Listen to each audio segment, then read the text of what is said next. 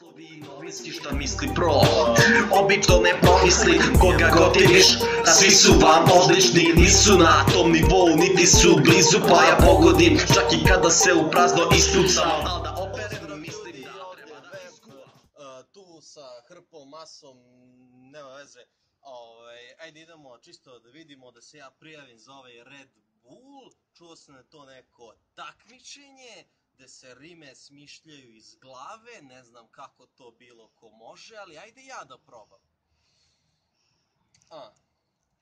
U ovom sranju sam teo da bude manje debila, letiš odavde i Red Bull daje ti krila, mnogi se ovde jednostavno krpe za free, kad te ja izgledam bit ćeš crven ko bik, plus niko tripuje da je kriminalac, kao crveni bik, ti imaš ime ko da si indijanac, u suštini smaraš, ja sam ovde samo da bi neko mogu da mi vidi pravac, i to da budem loš ne mogu brate, zato znaš da mi sam tu gde mi je mesto, na krovu zgrade, znači da sam vrh, kad god bacaš znaš da sam tvrd, i kad ti bacaš znam da bacaš krv, jer sam te previše zabao u stomak, meni dođu najbolji i kaže brate kako si dobar i kako bi svako hteo da me iskopira, svako bi hteo samo da se ovom sranju folira, dobar sa slovima kad god pokidam, čak i kad sam neozbiljan, opet sam ozbiljan, čak i kad duhovit sam i kad mi kažu da sam previše komičan, spika mi je odlična, imam previše rima, želim da kidam, ti ovde se osjećaš kao u koridi jer bežiš od bika, brate, i to je bila cool fora, ja sam bik, ali brate nisam bull dovla barem,